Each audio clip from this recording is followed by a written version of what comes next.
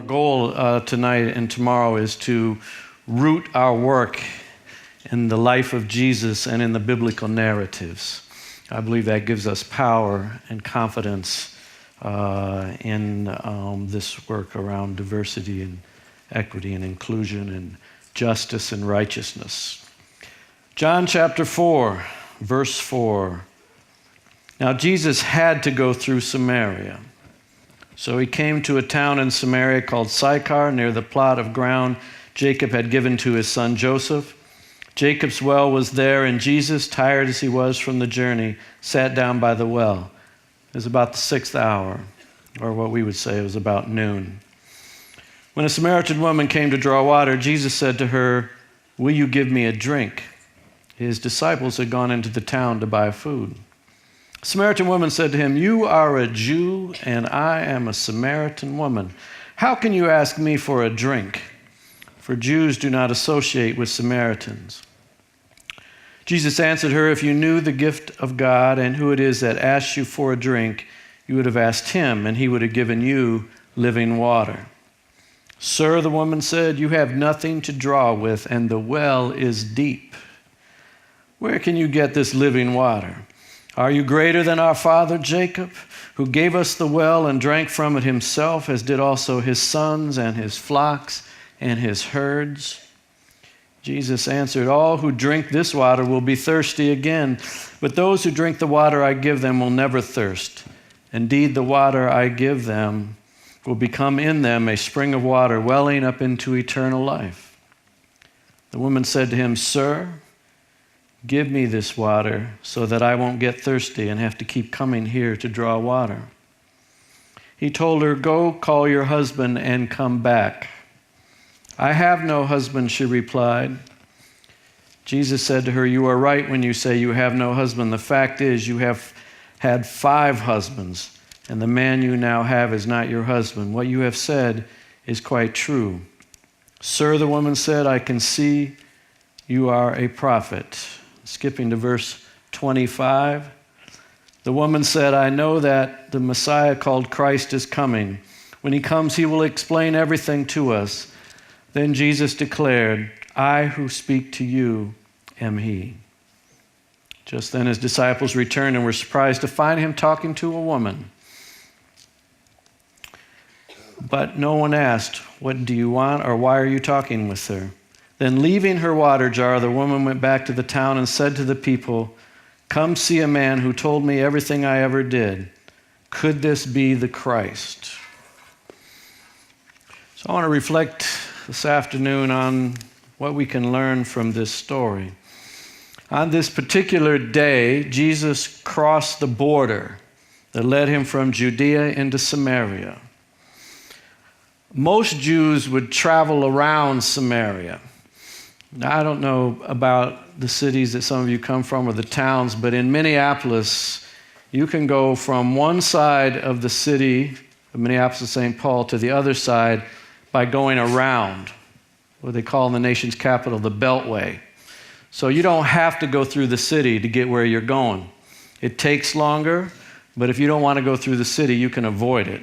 That's what many folks did in Jesus' day. Many Jewish leaders, it required extra time. They had to cross the River Jordan twice, but you would avoid the risks, the believed risks of going through Samaria. But in here it says that Jesus had to go through Samaria. He felt compelled to go through Samaria. In fact, in the King James versions, it doubles it up and says Jesus must needs go through Samaria.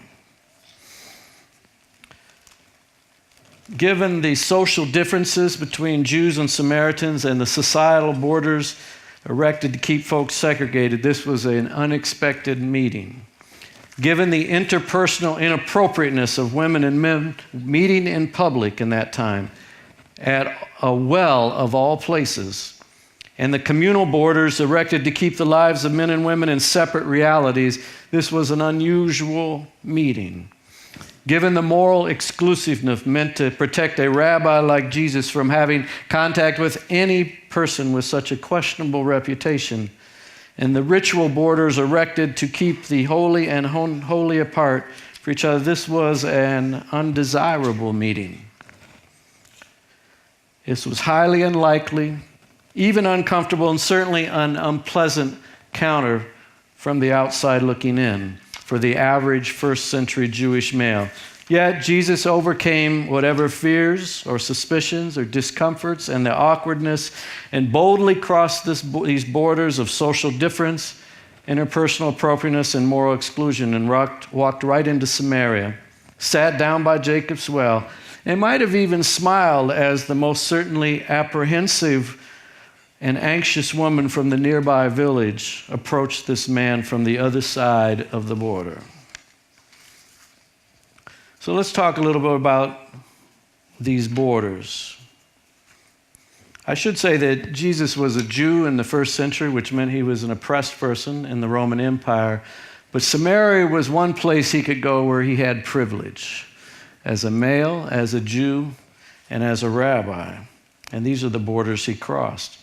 The first border he crosses is the border of socially constructed difference, the border of race and class, ethnicity, and religion.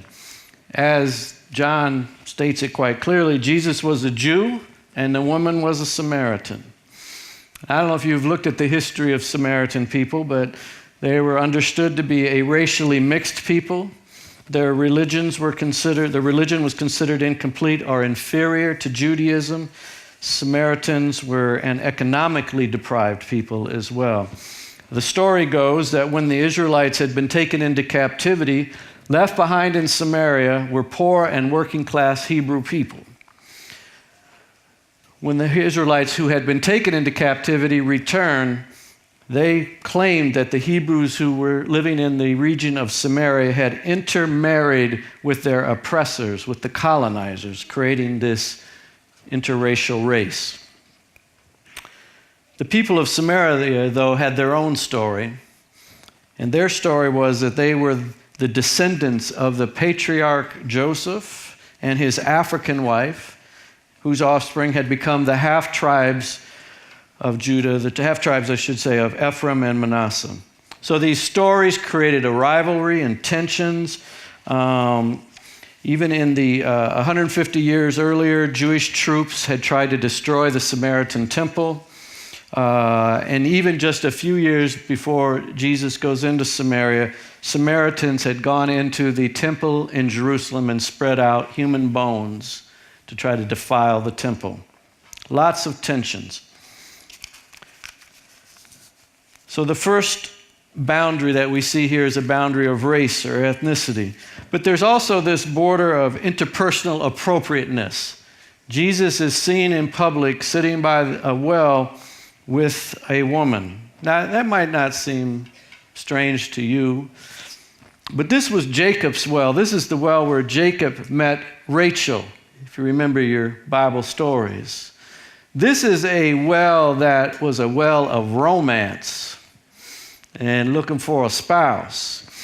Jesus is sitting by this well in the middle of the day when everybody could see him, and this woman is approaching, wonder what's about to go on. Is this a moment of flirtation? What's going to happen here? Now, I don't know about your universities and schools, but are there places where you interact and meet each other that already kind of signals the ritual? They used to call those courtship rituals that's about to happen. Where would that be at Biola since we're here? What, the Commons? All right. So that's information for those of you from the other schools. If you see some young, friendly-looking person that you want to meet, and it's the Commons, be careful.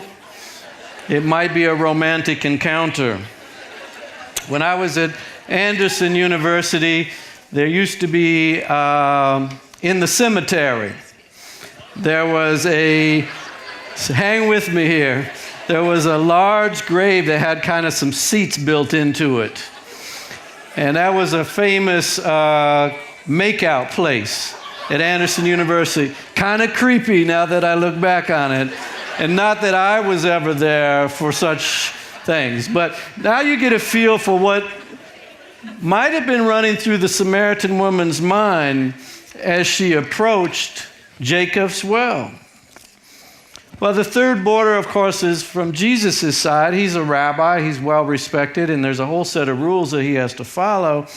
And he may not yet have been revealed to him yet what her lifestyle has been, but it would be questionable. We know that both in Judaism and Samaritan religious law, you were allowed 3 divorces and remarriages, but this woman has been married 5 times. And as he will reveal to her, the man that she's with now is not her husband.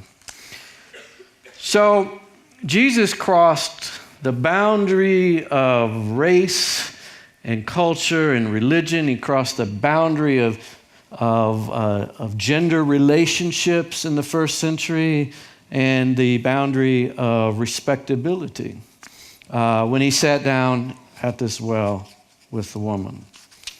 So when we do the work of diversity, building diversity and looking for ways to be inclusive and stuff, we often cross a number of boundaries, which may have ramifications for us, maybe in our families or in our friendship circles or whatever. Jesus risked the privilege that he sort of had by going into Samaria and having this encounter. He could have lost some friends. You can see that the disciples are completely confused by his behavior, so much so that they can't even talk about it, which should have been an obvious question. Who is this woman you're talking to? It was just so offensive or so unusual for them that they couldn't even speak to it. So the first thing that we see about developing relationships when you've kind of crossed a set of boundaries is you're often going to take risks in doing that. It might be interpersonal risks. Again, they might be family risks. They might be other risks. The second thing is Jesus approached this woman not patronizing her, not looking down on her. When he spoke to her, he asked her for something. He's developing a relationship of mutuality. Now this, remember, is the Savior of humanity, the Messiah. And he has a sense of that already. And yet he sits down with her at the well and asks her for a drink. Because he knew there was something that was waiting for him in this encounter, that he could gain something from this cultural encounter. And then, when it was his time to give her something, he gave her the best thing he had, which was telling her who he was.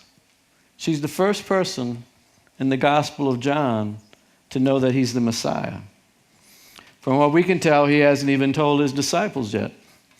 And in this moment, in this place where he has not been before, in John, in this encounter that's fraught with all kinds of challenges, he chooses that moment to announce that he's the Messiah. Very much risks that he took, but relationships built in mutuality. This next point I'm going to spend some time with because I think it's the most important for us as we think about multicultural work and relationships. He went into her world. He entered her world. So often we like to do it safely. So we invite people to come into our world, and we get to know people who are different from us in our contexts and settings. And that's very, very easy for white people to do. Don't get nervous. I'm white. I can talk about us. This is a conference where we're going to talk about race and issues, so don't get nervous just because I'm talking about white people. I'm white, so I know us. I won't reveal too many secrets, okay? But oftentimes, we get to know other people's cultures and contexts in our setting. So for instance, we are at Biola, but we could be at any of the Christian colleges here represented. These feel mostly like white spaces. And people of color come into our spaces, become students and our friends. But we know them through our lens, through whiteness. You don't really fully know another person until you've gone into their context, to their homes, into their culture. All right, so I'm preaching, thank you. But that's what we see happening here, because Jesus could have said, I want to know about Samaritan culture, so I'm going to invite some Samaritans over to my house or over to the synagogue, and they're going to tell us about what it's like to be a Samaritan, and that could have been his approach. But for some reason, he felt a need to connect with Samaritan folks, so he went into Samaria with all the risks implied in this to build an authentic relationship. Now, not only did he go into Samaria, he also had studied Samaria before he went in. If you do a look at Samaritan religion, they are looking for a Messiah who will reveal all things. It's called the Taheb, a Messiah who will reveal all things.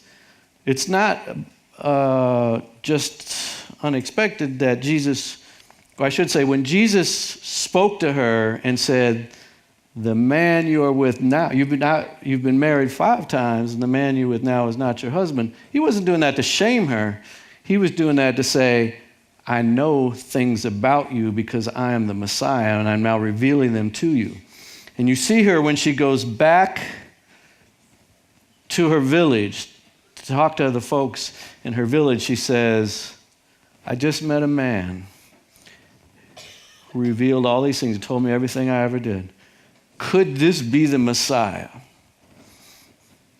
So he not only just went in, he had studied the culture a bit so that when he went into the culture, he could be conversant and he could engage.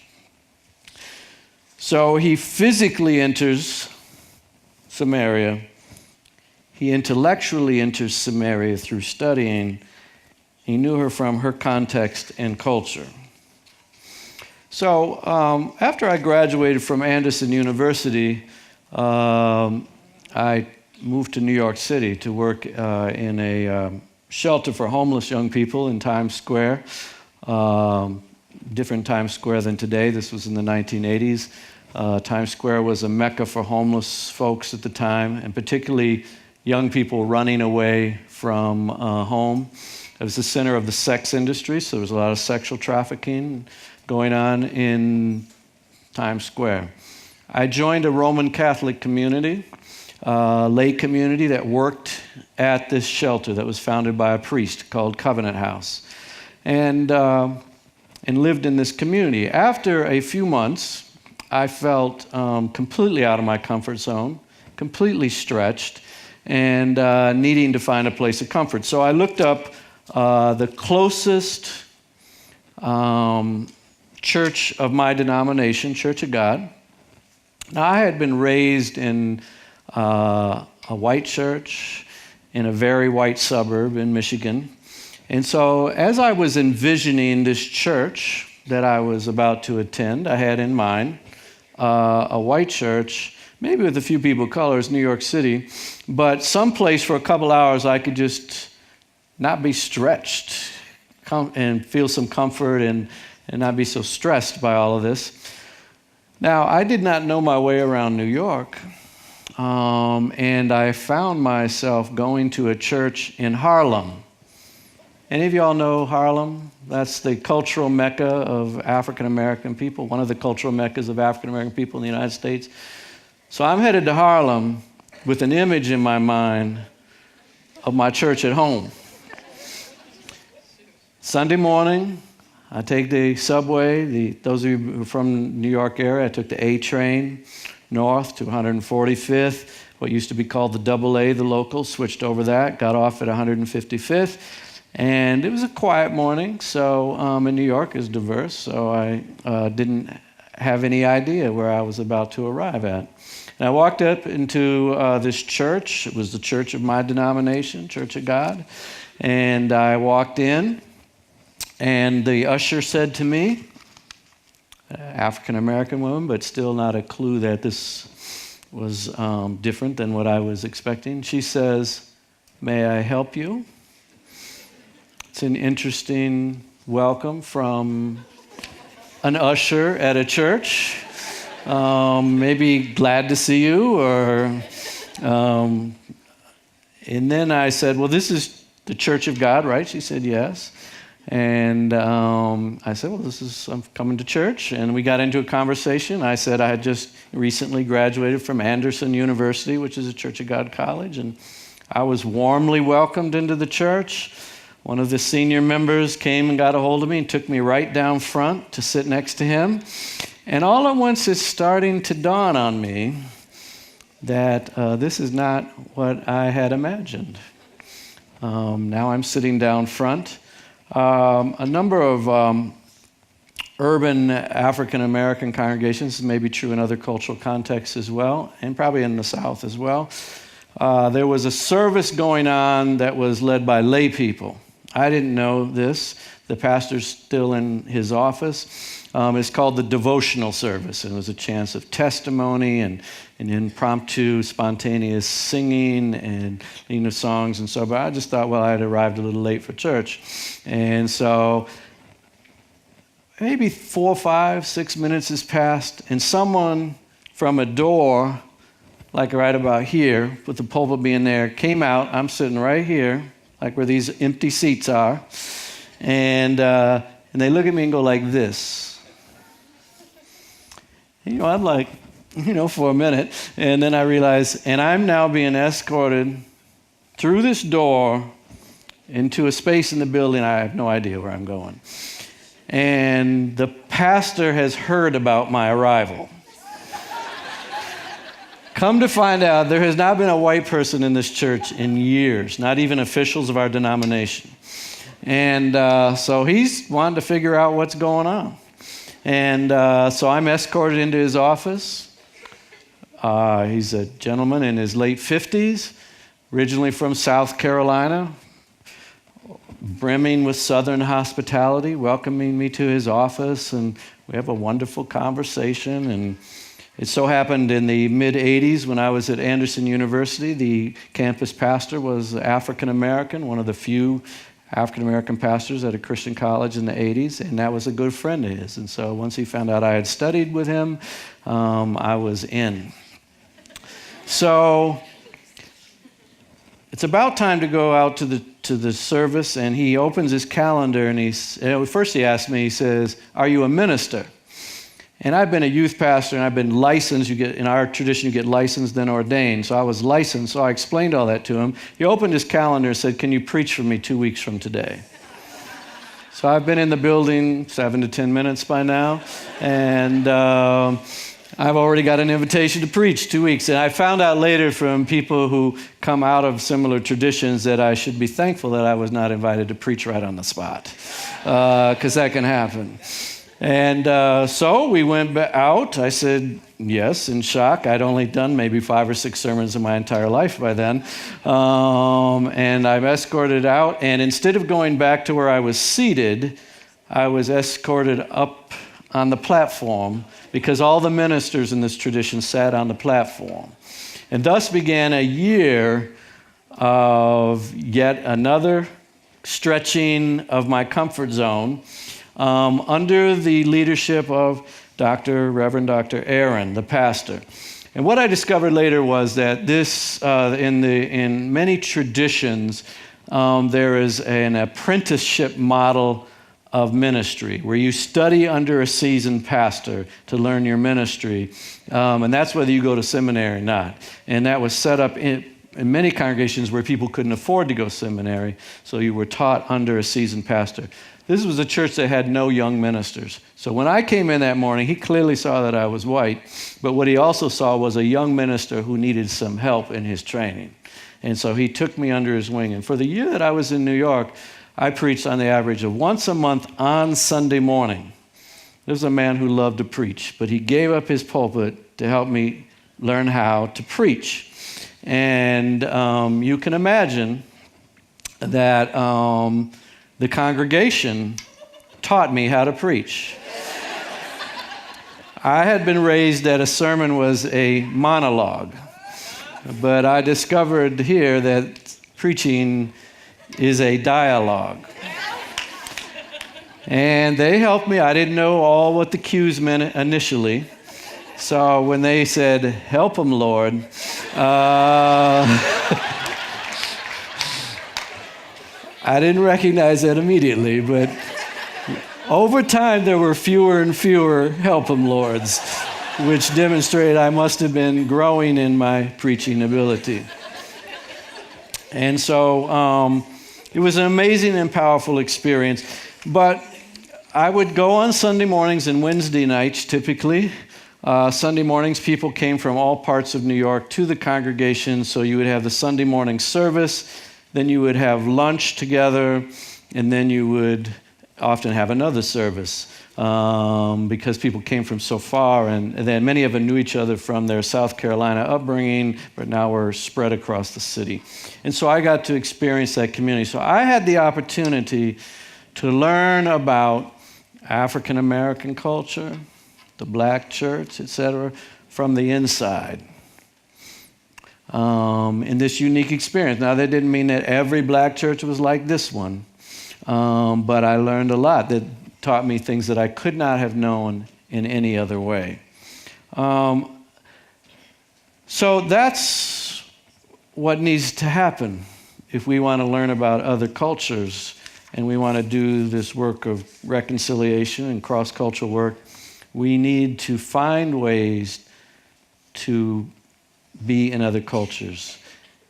You see in the story of the Samaritan woman that Jesus, or the Samaritan woman invites Jesus to come and stay in the community, and he stays there for a while, interacting with people. So he didn't have just a singular view of Samaritans, this woman that he met. He now had a more complex and accurate view of Samaria, and he spent some time getting to know it. And his disciples had to learn right along with them because they were there. And we as his disciples are called to do that kind of work in our preparation for this. So there's lots of boundaries as we want to do this work that we'll need to cross. And that will cause risks. But we need to cross them. We're called to cross the boundaries, the borders, the barriers in life. And then we're called to build relationships that entail risk, but that are mutual and that are in the context of the folks we're going into. Now, I finish with this point. If you do this work and you immerse yourself in these settings, there should be some transformation that's happening in your life. You should be changing. You should be a changed person as a result of this kind of work. When I went to the congregation in New York, now first off, I could have left after that Sunday and never come back.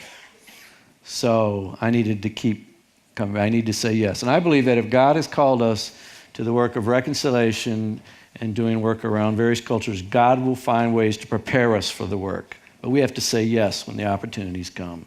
So I said yes, I stayed. I journaled while I was there. And the first journal entries sounded like this. Well, I went to a black church today. The black music was great. The black worship and the black preaching was wonderful. It might have even said the black food tasted good. I don't know. But everything had this adjective in front of it. About 2 or 3 months in, and this I noticed much later as I looked back on it, the adjectives dropped. Went to church. Music was wonderful. The worship was powerful. The preaching was engaging. The food tasted good. It had just become home. That's a point of transformation. I certainly cleared up a lot of stereotypes that I had being raised in an all-white community, being in this context. And also, there is a pain in those of us who have been raised, especially whites who've been raised in segregated contexts, that we don't even know is there. It's a pain of separation. from our human brothers and sisters, our Christian brothers and sisters. And much later, I realized that the entire time I was there, no one ever referenced the fact that I was white. I was never like, tell the white guy to come over here. I was called, because I was a minister, I was called Minister Kurt. And I was given the respect that was a part of the culture in the church. But never was it mentioned that I was white. That was called out. And that was a healing moment that I didn't know that was being given to me in that community. So we need to be transformed and healed by this process. 1968, 50 years ago, on April 4th, Dr. Martin Luther King was assassinated. I come fresh from Memphis. I was in Memphis yesterday and the day before for a conference, and was actually at the Lorraine Hotel where Dr. King was shot. I mention that because on April 4th in Indianapolis, there was a man who was running to be president of the United States whose brother had been a president named Robert F. Kennedy. Robert F. Kennedy what he was doing was campaigning in black communities of Indianapolis the night that Martin Luther King was assassinated. And he had to get up in this community and share the news. Because, we people didn't have internet and such back then, so news traveled more slowly. So most people did not know. And Kennedy got up and shared that Dr. King had been killed. And he also connected it to the fact that he had gone through the death of his own brother who was assassinated, and that he had some sensitivity, and that he was committed to the bridging of racial differences. That night into the next morning, the country erupted in the United States. You can call them riots or revolution or rebellion, but throughout, streets were burning, except in Indianapolis. Now, what made Indianapolis different? Well, Robert Kennedy was able to make this statement as a white man running for political office because he'd spent the previous 2 years building relationships in black communities, with Cesar Chavez and Latino communities. When he campaigned in South Dakota, he was on Native American reservations where there was not much voting taking place, more than he was in the white communities. He was building relationships, and a kind of trust had been built. He was told by the police, don't go into the heart of Indianapolis. You might not come out alive when people find out that Dr. King has been assassinated. And when he got to the edge of the black community, the police cars that were with him left, and he went in on his own. But because he had relationships, and because he had built those relationships and had heard really hard truths and continued to build relationships, he was able to break that news in a way that people went and spent the evening in prayer for the King family. Powerful moment. Living in community with folks who come from different contexts builds a level of trust that is necessary for the work of reconciliation that we've been called to, and that the SCORR conference is trying to build a level of competency in us to do. Biola University prepares Christians to think biblically about everything, from science to business to education and the arts. Learn more at biola.edu.